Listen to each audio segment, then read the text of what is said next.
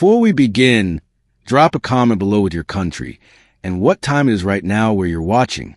Whether it's sunrise in Nairobi, midnight in New York, afternoon in Canada, or evening in France. I want to know. Don't just sit back. Tell me where in the world you are. Now let's dive into the story. The gunshot echoed to the narrow canyon walls like thunder trapped in a bottle. Marisol Vance stood in the doorway of her small adobe house, the smoking revolver still trembling in her hand. Her white cotton nightgown splattered with blood that looked black in the moonlight. Her husband's body lay sprawled across the wooden floor, one arm reaching toward the overturned kitchen table as he'd been trying to crawl away. The oil lamp had shattered in the struggle, and now firelight danced across his lifeless eyes. She couldn't look at his face. Not anymore. Not after everything. Her bare feet were cold against the floorboards, and somewhere in the distance, a coyote howled. She thought about running. She thought about her daughter, sleeping in the back room. She thought about the bruises on her ribs that still hadn't healed from 2 weeks ago. Then she heard the horses. Sheriff Dalton Cree arrived with 2 deputies, their torches cutting through the darkness like judgment itself. He was 31 years old, with a scar along his jawline from a knife fight in Abilene and eyes the color of winter smoke. He'd been sheriff of Ember Ridge for 3 years and had seen plenty of death. Men shot over card games, rustlers hanged from cottonwood trees, a woman who'd poisoned her sister over inheritance. But when he stepped through that doorway and saw Marisol standing there, still holding the gun, her long black hair falling loose around her shoulders and her face streaked with tears, something inside his chest shifted. She didn't try to run. She didn't beg. She just looked at him with eyes that held more exhaustion than fear and said, "He was going to kill me this time." "I know he was." Her voice was steady despite the shaking in her hands. Dalton moved slowly, carefully, the way you approach a wounded animal. He could see the purple bruise blooming across her left cheekbone, the split in her lower lip, the way she held her right arm close to her body like something might be cracked inside. Behind her, a little girl appeared in the hallway, maybe 4 years old, clutching a rag doll and rubbing sleep from her eyes. "Mama," the child whispered. Marisol's composure cracked then, just for a second, and Dalton saw the terror underneath. "Don't let her see him," Marisol breathed. "Please, don't let my Lucia see." Dalton turned his deputy, a gray-haired man named Morris, and jerked his head toward the child. Morris moved past him and gently scooped up the little girl, carrying her outside despite her protests. The room felt smaller now, just the 3 of them, Dalton, Marisol, and the corpse of Garrett Vance. "I need to take you in," Dalton said quietly, extending his hand for the revolver. Marisol looked down at the gun as if she'd forgotten she was holding it. She placed it carefully in his palm, and their fingers touched for just a moment. Her hands were ice cold. "I know," she whispered. "I know you do." He could smell lavender soap on her skin, mixed with gunpowder and copper. Outside, more townspeople were gathering, drawn by the sound of the shot and the sight of the sheriff's torches. He could hear their voices rising, speculating, judging. In a town like Ember Ridge, news traveled faster than wildfire, and by morning, everyone would have their own version of what happened tonight. Dalton pulled his coat off and draped it around Marisol's shoulders, covering the blood-stained nightgown. She looked up at him with surprise, and he saw something flicker in her dark eyes. Gratitude, maybe, or confusion that anyone would show her kindness now. "Can I put on a dress?" she asked, her voice small. "Before we go?" Dalton nodded and stepped back, giving her space. She moved past him toward the bedroom, and he noticed the way she limped slightly, favoring her left leg. His jaw tightened. When she emerged a few minutes later, she wore a simple gray dress and had tied her hair back with a ribbon. She looked younger somehow, more fragile, though he could see the steel underneath. She was only 24, but her eyes held the weariness of someone who'd lived twice that long. As he led her outside toward the wagon that would carry her to the jailhouse, the crowd parted like a river around rocks. Some faces showed sympathy. Most showed scandal. And Dalton Cree, who'd built his reputation on impartial justice and steady judgment, felt something dangerous taking root in his chest. The beginning of a feeling that would either save them both or destroy everything he'd worked for. Marisol had been 21 when she married Garrett Vance, and back then, He'd seemed like salvation wrapped in charm and promises. She remembered the first time she saw him at the general store in Ember Ridge, where she worked 6 days a week for barely enough coins to keep her and her sick mother fed. He'd walked in wearing a black Sunday suit despite it being Tuesday, his boots polished to a mirror shine, his smile easy and confident. "You're too pretty to be stuck behind a counter," he'd said, leaning against the wood with an elbow, his blue eyes twinkling. She'd blushed and looked away, but something in her chest had lifted. She was the daughter of a Mexican washerwoman, and a drifter who disappeared before she was born. In a town where your worth was measured by your family name and the color of your skin, she'd learned to keep her head down and her expectations low. Garrett had courted her with flowers and whispered compliments, with promises of a real home and a better life. He owned a small ranch outside town, nothing grand, but 50 acres with a creek running through it and a sturdy house his father had built before dying of pneumonia. Marisol's mother had been suspicious. "Men like that don't marry girls like us unless they want something," she'd warned, her voice raspy from the cough that would kill her 6 months later. But Marisol had been young and desperate and tired of being invisible. When Garrett proposed on a spring evening with the wildflowers blooming purple across the hills, she'd said yes before he'd even finished asking. The wedding was small, just a preacher, 2 witnesses, and a borrowed dress that didn't quite fit. She'd told herself that love would grow with time, the way her mother's roses grew when you watered them faithfully and pulled the weeds. For the first 6 months, she'd almost believed it. Garrett had been attentive, even gentle. He'd taught her to ride his chestnut mare, laughing when she'd nearly fallen off. He brought her ribbons from town and praised her cooking even when she burned the beans. But then small things began to shift. He started drinking more, whiskey instead of beer, and his jokes turned meaner. He criticized the way she kept house, the way she spoke Spanish with the ranch hands, the way she wore her hair. When her mother died, he'd refused to let her have a proper funeral. She was just a washerwoman, he'd said, counting coins at the kitchen table. "We can't afford to waste money on the dead." Marisol had buried her alone in the small Catholic cemetery, weeping into her hands while Garrett stayed home and complained about the work she was neglecting. The first time he hit her, she'd been pregnant with Lucia. She questioned why he'd sold 3 of their best horses without telling her, and he'd backhanded her across the face so hard she'd tasted blood. The shock had been worse than the pain. He'd apologized afterward, crying into her lap, swearing it would never happen again, blaming the whiskey and the pressure of providing for a family. She wanted to believe him. She needed to believe him. Where else could she go? Her mother was dead. She had no other family.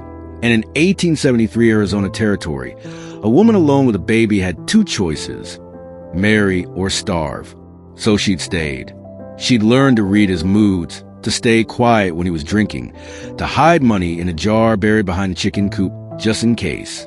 And when Lucia was born, small and perfect with black hair and her mother's dark eyes, Marisol had promised herself she'd endure anything to give her daughter a chance at something better. But Garrett had only gotten worse. The ranch began to fail as he spent more time drinking and less time working. He blamed Marisol for everything: the drought, the sick cattle, the creditors who came demanding payment. The beatings became regular, almost routine: a slap for talking back, a punch for burning dinner, a kick for looking at him wrong. She'd learned to hide the bruises under long sleeves and high collars, to lie to the doctor when he asked about her cracked ribs, to smile at church on Sundays and pretend everything was fine. The town knew, of course. They always knew, but nobody intervened. A man's home was his kingdom, and what happened behind closed doors was considered his business alone. Marisol had felt herself shrinking, disappearing, becoming a ghost in her own life, until the night 3 years later when everything finally broke, and the only choice left was a gun in the kitchen drawer. The cell smelled like rust and old sweat, with a single bar window too high to reach and a thin mattress on an iron frame that creaked when Marisol sat down. Dalton had escorted her inside with gentleness that surprised her, his hand barely touching her elbow, his voice low when he told her he'd make sure Lucia was taken care of. The Deputy Morris had promised to bring the child to Mrs. Calloway, a widow who ran a boarding house and sometimes took in children when their parents were in trouble. Marisol had nodded, unable to speak past a knot in her throat. Now she sat alone in the yellow lamplight, her hands folded in her lap. Trying not to think about her daughter's frightened face or the weight of Garrett's body hitting the floor or the fact that tomorrow everyone in Ember Ridge would be whispering her name like a curse. She didn't cry. She'd run out of tears somewhere between the third year of marriage and tonight. Instead, she stared at her hands, small, callous hands that had scrubbed floors and wrung chicken necks, and finally pulled a trigger. She could still feel the kick of the revolver, the way her arm had jerked back with the force of it. Garrett had been coming at her with his belt doubled over in his fist. His face twisted with rage because she dared to say she was taking Lucia and leaving. "You don't leave me," he'd snarled, spittle flying from his lips. "You don't get to decide." She'd backed into the kitchen, her hip hitting the counter, her hand reaching blindly into the drawer where she'd hidden the gun 2 months ago after he'd choked her until she'd nearly passed out. She hadn't planned to use it. She just wanted to feel like she had some kind of power, some kind of choice.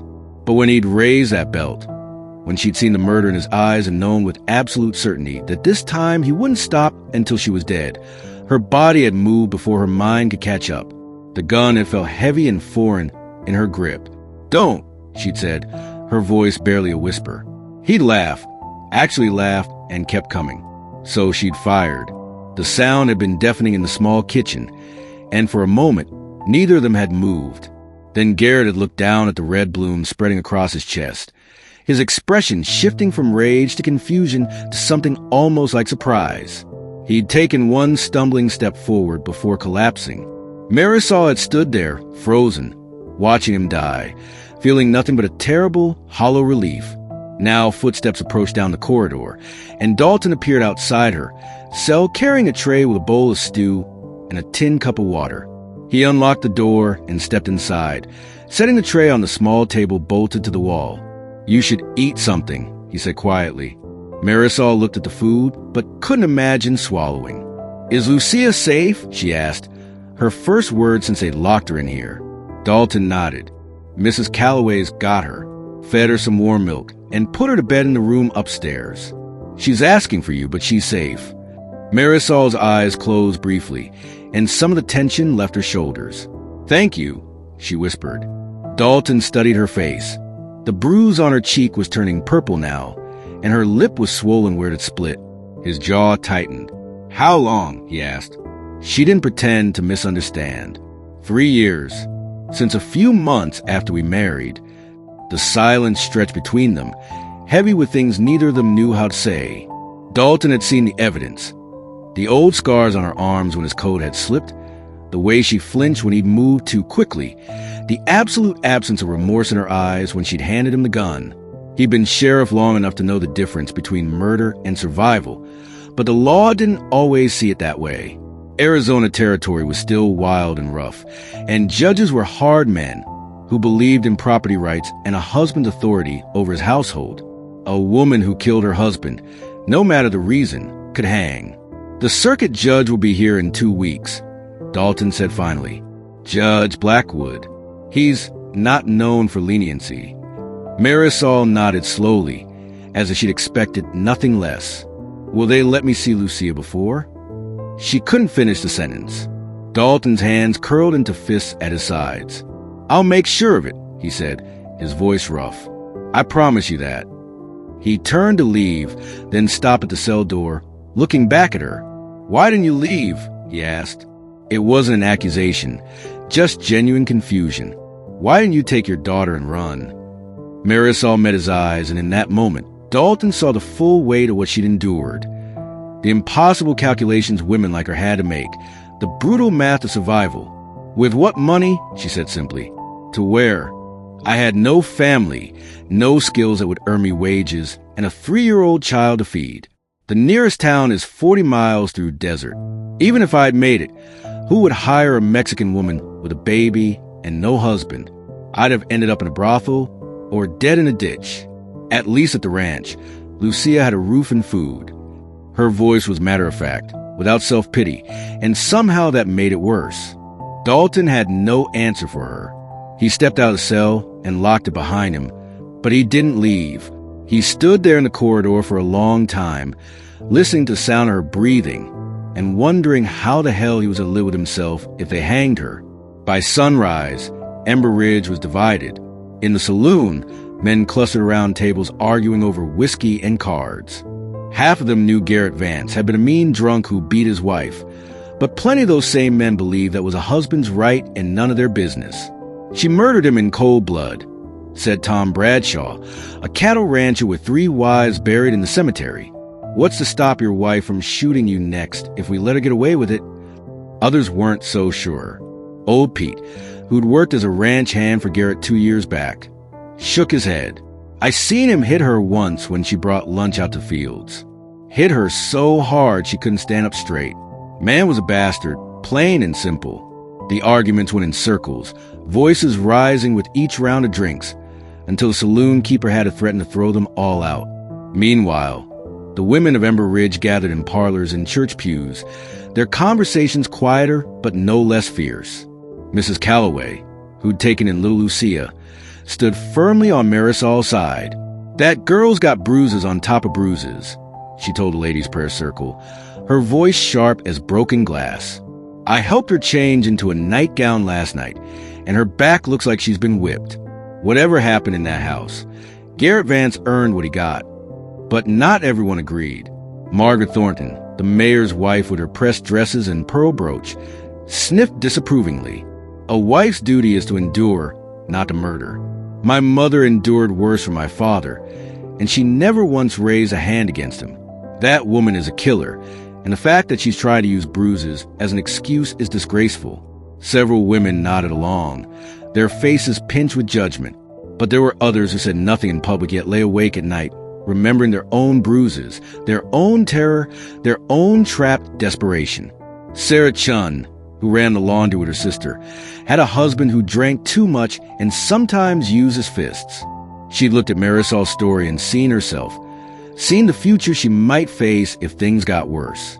That morning, she'd walked to the jailhouse with a basket of clean clothes for the prisoner and left it with Deputy Morris without a word. When Dalton asked her why, she'd simply said, because nobody helped her before. Maybe somebody should help her now. More women followed throughout the day.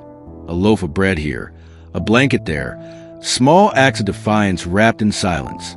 They couldn't speak publicly without risking their own marriages, their own safety. But they could leave tokens at the jail like offerings at a shrine. Dalton watched it all with growing unease. He'd sent word to the territorial capital requesting Judge Blackwood's earliest availability, knowing that every day Marisol sat in that cell would give the town more time to tear itself apart. He'd also started quietly investigating, talking to neighbors, asking questions. What he learned made his blood run cold. Garrett Vance had been in debt, serious debt, to a man named Luther Kane who ran the biggest ranch in the territory. Gambling debts, mostly, plus money borrowed against the property. Kane had been pressuring Garrett to pay up, and Garrett had been taking out on Marisol. 3 separate ranch hands confirmed they'd seen Garrett hitting her.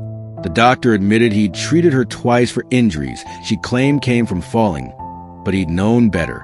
Even the preacher, when pressed, acknowledged that Marisol had come to him 8 months ago asking about divorce. What did you tell her? Dalton asked, standing in the small church with its rough wooden pews and simple cross. Reverend Morris, no relation to the deputy, looked uncomfortable. I told her what the Bible says.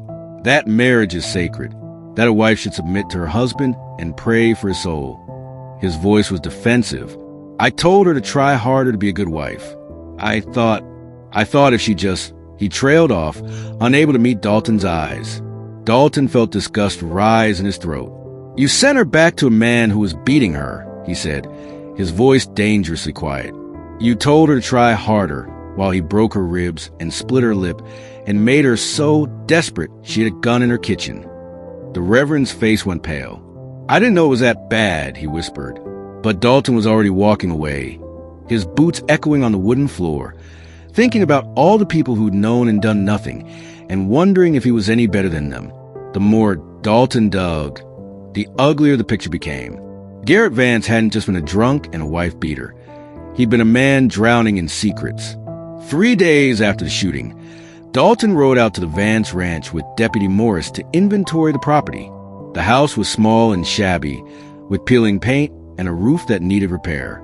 Inside, dishes still sat in the sink, and Lucia's toys were scattered across the floor like abandoned memories. But when Dalton went through Garrett's papers in the desk drawer, he found a stack of IOUs and threatening letters.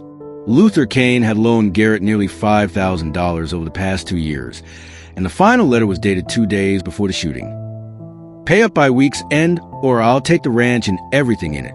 That includes a woman if she's worth anything." The words made Dalton's stomach turn. He folded the letter carefully and slipped it into his pocket. Morris was searching the bedroom and called out, "Sheriff, you better see this." Dalton found him standing beside the bed, holding a small wooden box. Inside were more letters, these ones in a woman's handwriting. Love letters. Dalton skimmed through them, his jaw tightening with each line. They were from a woman named Victoria, who lived in Tucson and had apparently been Garrett's mistress for over a year. The most recent letter was dated a week before his death. "I'm pregnant, Garrett. You promised you'd leave her and marry me. When are you going to keep your word?" Dalton let out a slow breath. So Garrett had been planning to leave Marisol, or more likely, planning to do something worse. A man desperate enough, with debts that deep and a mistress pregnant with his child, might do anything. That afternoon, Dalton rode into Tucson, a full day's journey, to find Victoria. She lived in a boarding house on the edge of town, working as a seamstress. She was pretty in a hard sort of way, with red hair and green eyes that had probably been softer once. When Dalton told her Garrett was dead, she didn't cry. She just laughed, a bitter, brittle sound. "Let me guess," she said, pouring herself whiskey from a bottle on the table. "His wife finally killed him." Dalton nodded. Victoria took a long drink. Good for her. He was a liar and a snake. Told me his wife was sick, dying, that he was just waiting for her to pass, so we could be together. Then I found out she was healthy as a horse, and he'd been beating her for years. When I told him I was pregnant, you know what he said? She didn't wait for an answer. He said he'd pay for me to get rid of it. "Did you?" Dalton asked quietly. Victoria shook her head. "Went to a woman who does that kind of thing, but I couldn't go through with it. Told Garrett if he didn't marry me, I'd show up at his ranch and tell his wife everything. He got real quiet then. Real cold. Said if I did that, I'd regret it." She met Dalton's eyes. "I was scared of him, Sheriff. More scared than I'd ever been of any man. So I stayed here and kept my mouth shut." She paused and added, "But I'll tell you something. 2 weeks ago, Garrett came here drunk and angry. Said he was going to handle his problem once and for all. Said his wife and kid were just burdens keeping him from the life he deserved. He had this look in his eyes like he'd already decided what he was going to do." Dalton felt ice form in his veins. "What do you think he meant?" Victoria stared into her glass. "I think he was going to kill her, Sheriff. I think he was going to make it look like an accident, a fall, a fire, something, and then collect whatever money he could from the ranch and run. That's the kind of man Garrett Vance was." She looked up at Dalton with something like respect. "So, if his wife shot him first, that wasn't murder. That was survival." Dalton thanked her and rode back to Amber Ridge through the night, his mind racing. He now had evidence that Garrett was violent, in debt, planning to abandon his wife, and possibly plotting her murder. But would any of that matter to Judge Blackwood? Arizona law was clear. A wife was her husband's property, and killing him was killing one's master. Self-defense was a hard argument to make when the man was your legal owner. When Dalton returned to the jailhouse near dawn, exhausted and dust-covered, he found Marisol awake in her cell, sitting on the edge of the mattress with her hands folded in prayer. She looked up when she heard his footsteps, and something in her expression made his chest ache. "Did you find what you were looking for?" she asked quietly. Dalton unlocked the cell and sat down beside her, improper, unprofessional, but he was too tired to care. "I found out your husband was planning something bad," he said. "Real bad. Letters from a mistress, debts that would have taken the ranch, threats from a man named Luther Kane." He watched her face, but she didn't look surprised. "I knew about the mistress," Marisol said softly. "Found perfume on his collar and letters in his saddlebag 6 months ago. I didn't care. I hoped she'd take him away from me. She paused. But he wasn't going to leave, was he? No, Dalton said. I think he was going to kill you, make it look like an accident, take whatever he could and disappear with her. Marisol nodded slowly, as if this confirmed something she'd already suspected. The night I shot him, he said something. He said, "You think you can leave me? I'll bury you in the desert and tell everyone you ran off." I saw it in his face, Sheriff. He meant it. She looked at Dalton with those dark, exhausted eyes. I didn't kill my husband because I was angry or hurt or wanted revenge. I killed him because in that moment, I knew it was him or me, and I have a daughter who needs her mother. Dalton reached out slowly and took her hand. Her fingers were cold and small in his. "I'm going to fight for you," he said, his voice rough with emotion. He didn't fully understand. "I'm going to make sure the judge hears everything. I don't know if it'll be enough, but I'm going to try." Marisol squeezed his hand, and for the first time since the shooting, he saw hope flicker in her eyes. The days before the trial crawled by like wounded animals. Dalton spent every waking hour building Marisol's defense, riding out to interview witnesses, documenting every bruise and broken bone she'd hidden over 3 years. He'd never worked so hard on a case in his life, and his deputies noticed. Morris pulled him aside one evening and said, "Boss, people are talking, saying you're too close to this, saying you've lost your objectivity." Dalton's jaw tightened. "People can say whatever they want. I'm doing my job, finding the truth. If they don't like it, they can vote in a new sheriff come election time." But Morris's warning stuck with him. He knew he was crossing lines, spending too many evenings sitting outside Marisol's cell talking to her, learning about her life, her dreams, the way she laughed when she told stories about Lucia's mispronounced words and stubborn independence. The truth was, Dalton had started falling in love with her that first night, though he didn't have words for it yet.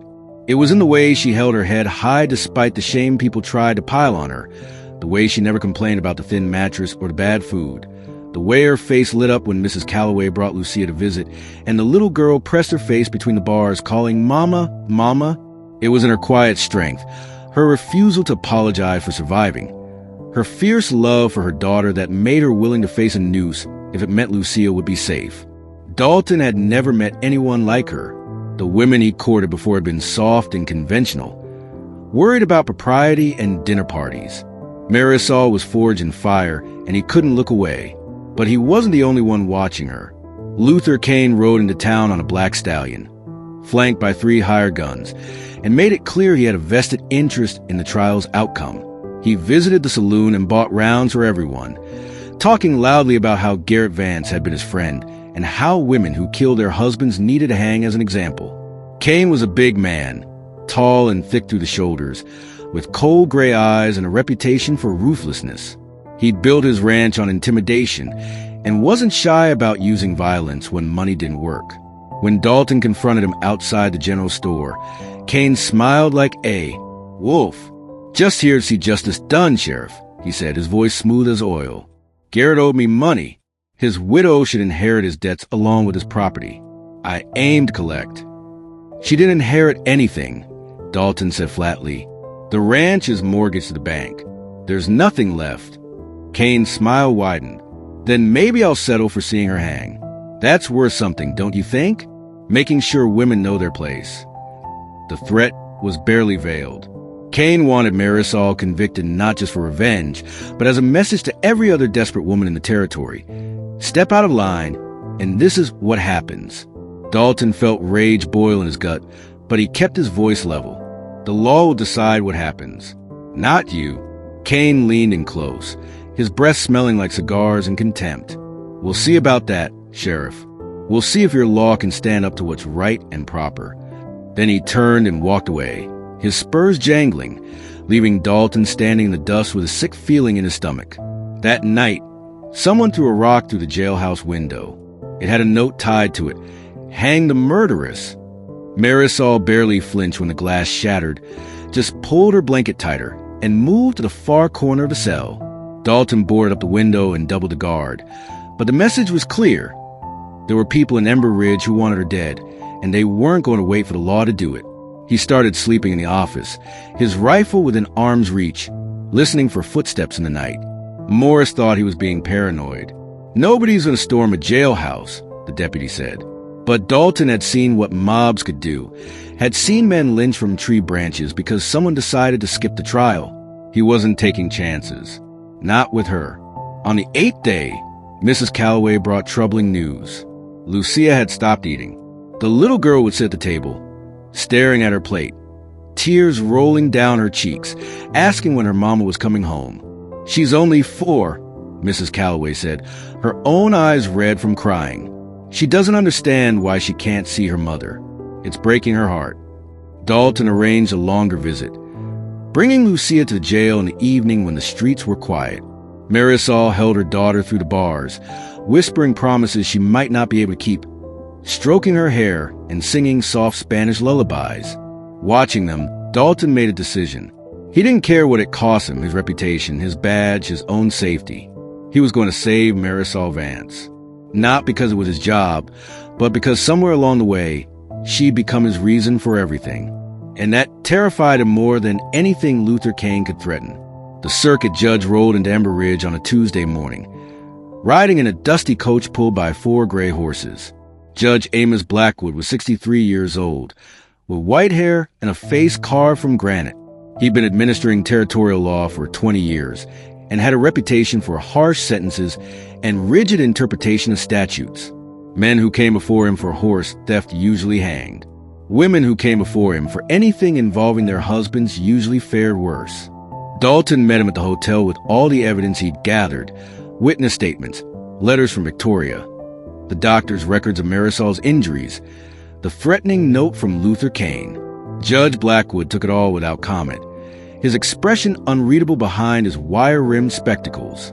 "Trial set for Thursday," he said. "I'll review this tonight. Have the prisoner ready to present her case." The next day, Blackwood summoned Dalton to his room. The judge sat behind a small desk with Dalton's evidence spread before him, and his first words were not encouraging.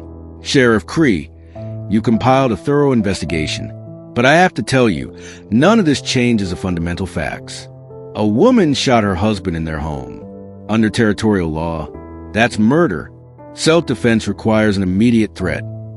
Not anticipation of future harm, not cumulative abuse, but a direct threat to life in that moment. Can you prove Garrett Vance was actively trying to kill her when she fired?" Dalton leaned forward. He came at her with a belt doubled in his fist. "Your Honor!" He'd beaten her unconscious before.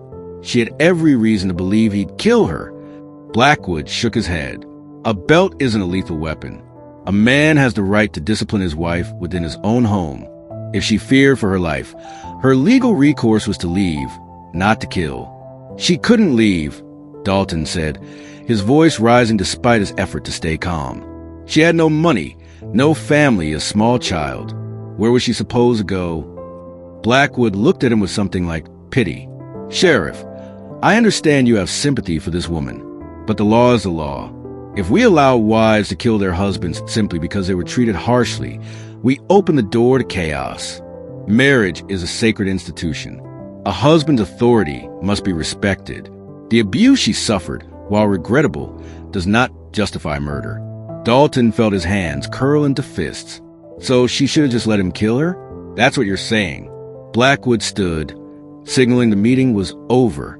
"I'm saying the law doesn't recognize what she did as self-defense. I'll hear her testimony, but I want you to prepare her for the likely outcome. She'll probably hang."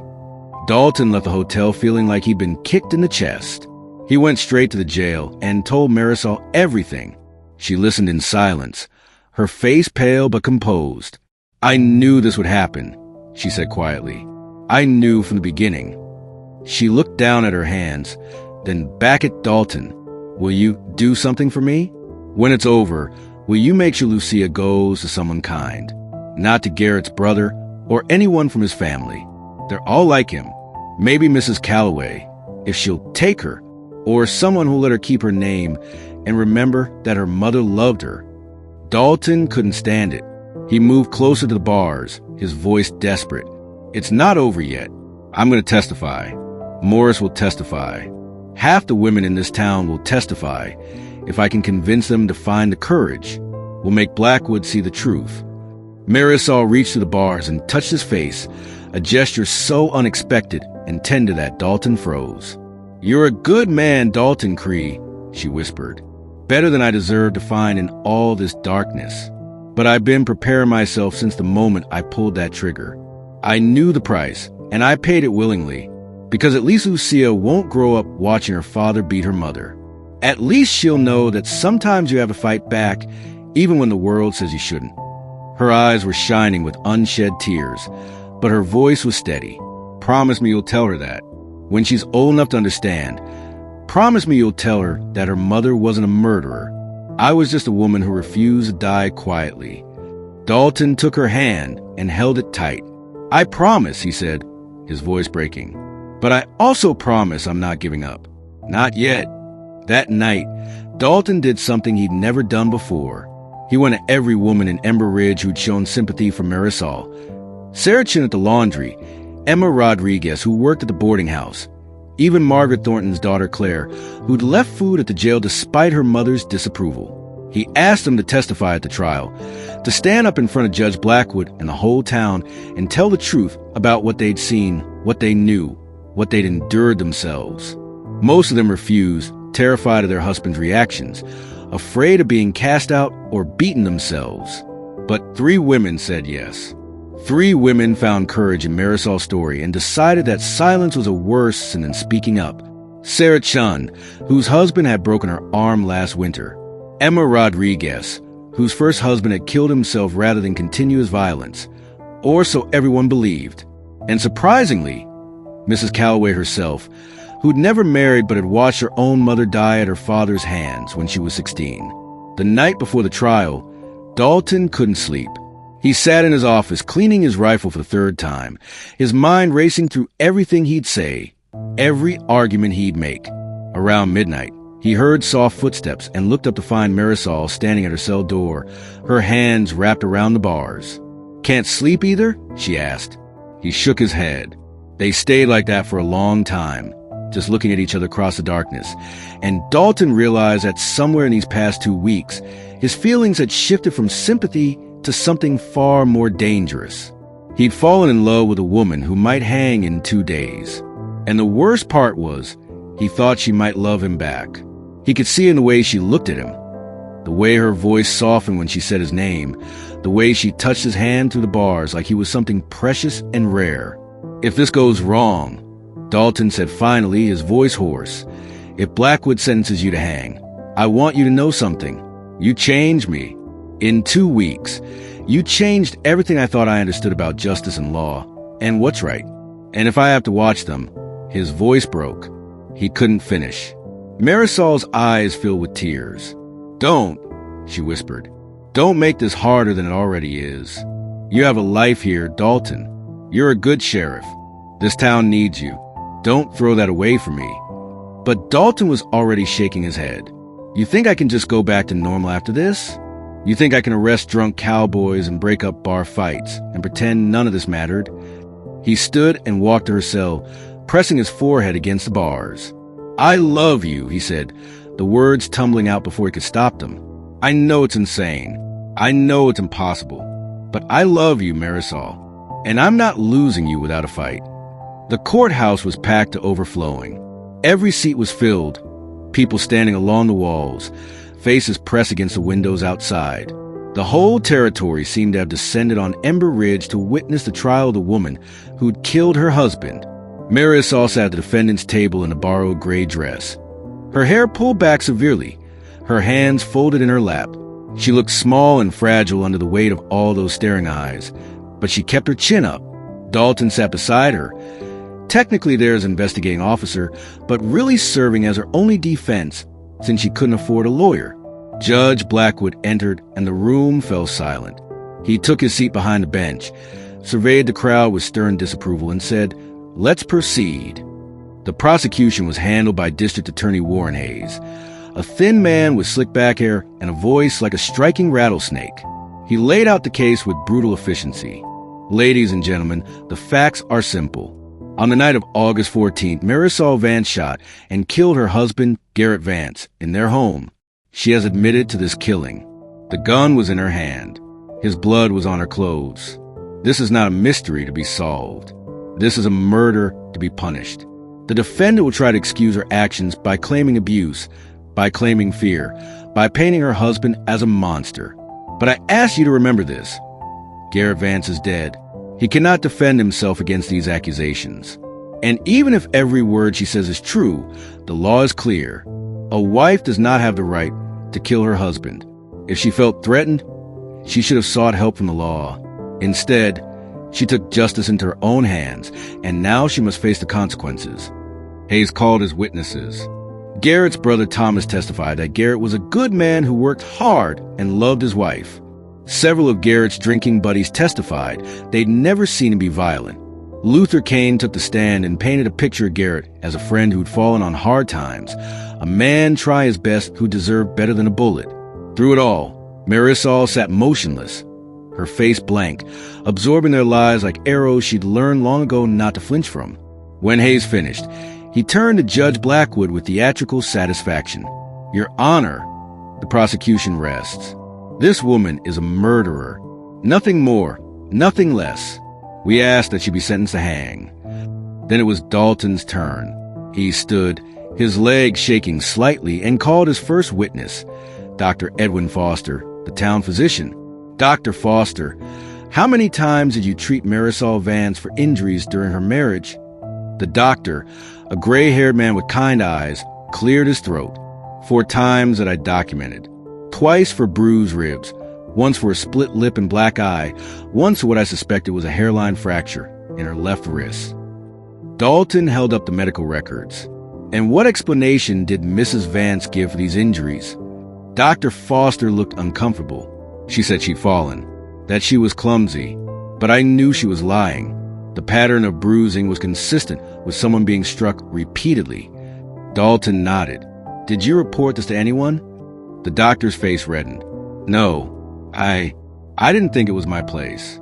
A man's home is his castle, and his voice dropped. I should have. God forgive me, I should have done something. Next came the 3 women who'd agreed to testify. Sarah Chin spoke in halting English about the night. She'd seen Garrett drag Marisol across their yard by her hair while she screamed. Emma Rodriguez testified that she'd once helped Marisol hide in a boarding house for 2 days after Garrett had beaten her so badly she couldn't walk. Mrs. Calloway described the bruises and scars she'd seen on Marisol's body when she'd helped her change clothes after the shooting. That girl looked like she'd been through a war, Mrs. Calloway said, her voice trembling with anger. And every wound was given to her by the man she was supposed to trust. The courtroom was silent now, the earlier certainty shifting into something more uncomfortable. Hayes tried to discredit them on cross-examination, suggesting they were confused or exaggerating. But their testimony held firm. They'd seen, they'd known, and they'd done nothing until it was too late. Finally, Dalton called Marisol herself. She took the stand with steady steps, placed her hand on the Bible, and swore to tell the truth. Dalton asked to describe her marriage, and she did. Simply, without dramatics, laying out 3 years of escalating violence with the same calm precision you'd use to describe a recipe or give directions to town. She told him about the first slap, the first punch, the night he'd choked her until she'd passed out. She told him about the night she'd lost a pregnancy because he'd kicked her in the stomach during an argument. She told him about hiding money in a jar behind the chicken coop, about going to the preacher for help only to be told to pray harder and submit better. And then she described the final night. He said he was going to kill me, Marisol said, her voice clear and strong. He said he'd bury me in the desert and tell everyone I'd run off. And I knew he meant it. I saw in his eyes. So I made a choice. I chose to live. I chose to be there for my daughter. I pulled the trigger because staying alive meant more to me than obeying a law that valued his right to hurt me more than my right to survive. The courtroom erupted. Half the crowd shouted in support, the other half in outrage. Judge Blackwood slammed his gavel down repeatedly until order was restored. Mrs. Vance, he said, his voice cold, the law you speak of with such contempt is the same law that protects all of us from chaos. If every person decided to take justice into their own hands based on their own fears and grievances, we would have anarchy. Marisol met his eyes without flinching. Your Honor, what kind of justice is it that protects a man's right to beat his wife, but offers her no protection from him? What kind of law tells a woman she must endure violence until she's dead, but if she defends herself, she's a criminal? I'm not asking for anarchy. I'm asking why my life was worth less than my husband's authority over me. The silence that followed was absolute. Even Judge Blackwood seemed momentarily at a loss for words. Then Hayes jumped to his feet. Your Honor, this is exactly the dangerous philosophy I warned about. She's suggesting that women should be allowed to judge their husbands and execute them if they deem them unworthy. This is madness. This is rebellion against the natural order. But before Blackwood could respond, the courtroom doors burst open. A woman Dalton had never seen before strode down the aisle, her dress dusty from hard riding, her red hair wild around her face. It was Victoria, Garrett's mistress from Tucson. Dalton had sent word about the trial, but hadn't expected her to come. She marched straight to the witness stand, and Judge Blackwood, too surprised to object, allowed her to be sworn in. My name is Victoria Hastings, she announced, her voice carrying to every corner of the room. I was Garrett Vance's lover for 14 months. I'm carrying his child. A collective gasp rippled through the crowd. Victoria turned to face Judge Blackwood directly. You want to know what kind of man Garrett Vance was? He was a liar, a cheat, and a snake.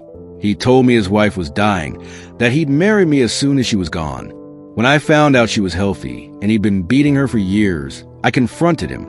He threatened to kill me if I expose him. 2 weeks before he died, he came to me drunk and told me he had a plan. He was going to kill his wife, make it look like an accident, collect whatever money he could from the ranch, and disappear. He said she was just a burden he was tired of carrying. The courtroom exploded again. Hayes was shouting objections. Half the crowd was on their feet. Luther Kane had gone white as snow. Judge Blackwood pounded his gavel until his arm must have ached. When order finally returned, Victoria continued, I didn't come forward before because I was scared. But I'm here now because I can't let an innocent woman hang for saving her own life. Garrett Vance was planning murder. His wife simply got there first. Hayes tried to tear apart her testimony, suggesting she was lying for attention or revenge, but Victoria held firm. She had letters. She had dates. She had details only someone close to Garrett would know. And most damning of all, she had no reason to lie. Coming forward meant exposing her own shame, risking her reputation, admitting to adultery in front of a packed courtroom. When the testimony concluded, Judge Blackwood called for a recess. The crowd spilled outside into the afternoon heat, everyone talking at once. The whole town divided down the middle. Dalton found Marisol in the holding room behind the courthouse, sitting with her head in her hands. He knelt beside her chair. That was incredible, he said. Victoria's testimony changes everything. Blackwood has to see. But Marisol cut him off. Dalton, even if he believes every word, the law is still the law. I still killed my husband. I still pulled the trigger before he actually struck me that night. It's still to come down to whether Blackwood thinks a woman has the right to protect herself or not. Her voice was tired but not defeated. Whatever happens, I don't regret it. I'd rather die knowing I fought back than live having accepted my own murder. Dalton took her hands in his. You're not going to die. I won't let you. Marisol smiled sadly. You can't control this. You've done everything humanly possible. You've been my champion, my defender, my... She stopped, unable or unwilling to finish the sentence. But Dalton finished it for her. Your love, he said quietly. I've been your love, just like you've been mine. Marisol's eyes filled with tears. In another life, she whispered, in a world where I wasn't broken and you weren't bound by duty, maybe we could add something beautiful. Dalton leaned forward and kissed her forehead gently, a promise and a prayer. We still can, he said fiercely. This isn't over. When they reconvened, Judge Blackwood looked like he'd aged 10 years during the recess. He surveyed the courtroom, then fixed his gaze on Marisol. Mrs. Vance, I have presided over hundreds of cases in my 20 years on the bench. I have sentenced men to hang for far less than what your husband did to you. I have also sent women to their deaths for defying their husband's authority. The law has always been clear, and I have always followed it without question." He paused, and Dalton held his breath. "But today, I find myself questioning whether the law is just, whether a code that would sentence a woman to death for refusing to be murdered is truly worthy of respect." The courtroom was so quiet you could hear hearts beating. "I cannot change the law," Blackwood continued, "but I can interpret it with mercy. Mrs. Vance, you acted in self-defense against a man who intended to kill you. The evidence is overwhelming. The testimony is clear. And while the letter of the law may disagree, the spirit of justice demands recognition of your right to survive." He lifted his gavel. "I find you not guilty of murder. You are free to go." The courtroom exploded into chaos. Cheering, shouting, crying. Hayes was on his feet, protesting. Luther Kane stormed out, his face twisted with rage. But Dalton heard none of it. He was already moving toward Marisol, who had collapsed forward onto the table, sobbing with relief and shock. He pulled her into his arms as Mrs. Calloway burst through the crowd with Lucia, and the little girl launched herself at her mother, crying, "Mama, Mama." Marisol held her daughter, held her tight, and over Lucia's head. She looked at Dalton with eyes that held gratitude and love and the fragile beginning of hope. Judge Blackwood banged his gavel one last time. "This court is adjourned," he said, and walked out, leaving behind a town that would talk about this day for generations. 3 months later, autumn painted Ember Ridge in shades of gold and crimson. Marisol stood in the small garden behind Mrs. Calloway's boarding house, watching Lucia chase butterflies through the late-blooming flowers. The bruises had faded from her skin, but the memories took longer to heal. She'd sold the ranch to pay off Garrett's debts to Luther Kane, who'd left town shortly after the trial, his reputation damaged and his power diminished. With what little money remained, she bought a small plot of land on the edge of town and was slowly building a life from the ruins of the old one. Mrs. Calloway had offered her work at the boarding house, and several of the women who testified on her behalf had become friends. Real friends, the kind who showed up with casseroles and helped plant gardens and babysat Lucia when Marisol needed a few hours to breathe. Dalton had been there through all of it. Not pushing, not demanding, just present. He'd helped her move her belongings from the ranch, carrying furniture and Lucia's toys while carefully avoiding the room where Garrett had died. He'd stood beside her when she testified at the inquest into Luther Kane's business dealings, which had revealed a web of illegal loans and intimidation that eventually landed Kane in territorial prison. He brought flowers to Mrs. Calloway's boarding house on Sundays and sat on the porch with Marisol, talking about everything and nothing while Lucia played at their feet. They moved slowly, cautiously, like two people who've been burned learning to trust fire again. But the feeling between them grew stronger with each passing day, built on respect and shared battle scars, and a kind of love that comes from seeing someone at their worst and choosing them anyway. One evening in late October, Dalton asked Marisol to take a walk with him. They left Lucia with Mrs. Calloway and wandered out beyond the edge of town, where the desert stretched endless and the sky was turning purple with dusk.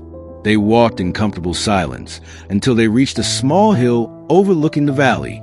Dalton stopped and turned to face her. "I've been thinking," he said, his voice careful, "about the future, about what comes next." Marisol's heart skipped. "What have you been thinking?" Dalton took her hands. "I'm thinking that I love you. I'm thinking that I've loved you since the night I arrested you and saw you standing there with more courage than anyone I'd ever met.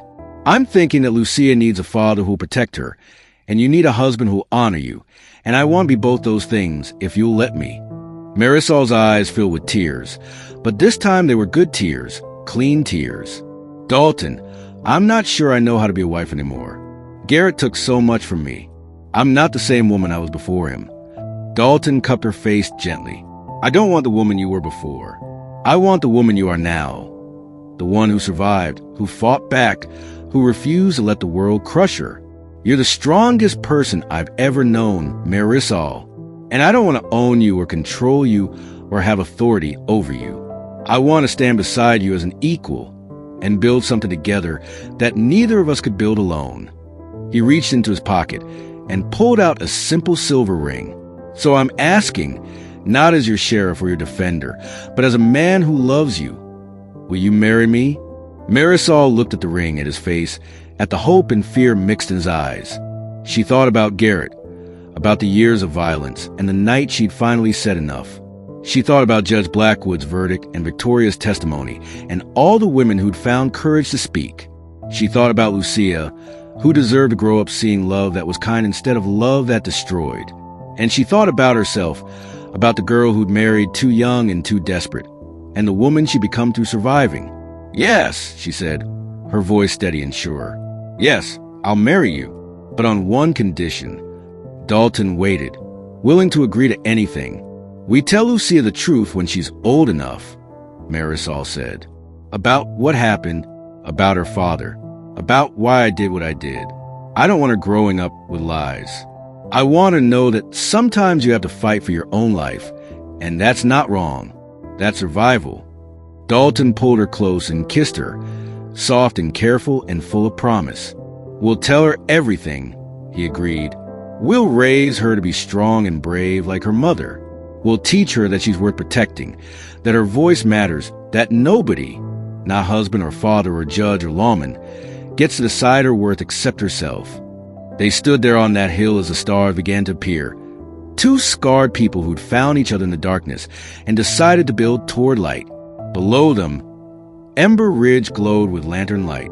Somewhere in town, Lucia was probably demanding another story from Mrs. Calloway. Somewhere, other women were surviving their own private wars, finding their own courage. And somewhere, the law was slowly, painfully beginning to change, pushed forward by stories like Marisol's and judges like Blackwood who dared to choose justice over precedent. They married in a quiet ceremony the following spring, with Lucia as flower girl and half the town in attendance. The other half stayed away, still scandalized, still certain that Marisol was a murderer who'd somehow escaped justice. But Marisol didn't care about them anymore. She'd learned that you couldn't live your life trying to please people who'd already decided to hate you. She wore a white dress that Mrs. Calloway had sewn, and when Dalton slipped the ring on her finger, she felt something she hadn't felt in years. Safe. Not because she was weak and needed protecting, but because she was strong and had found someone strong enough to stand beside her without trying to diminish her light. They built a house on her plot of land, small but sturdy, with a porch where they could watch the sunsets and a garden where Lucia could play.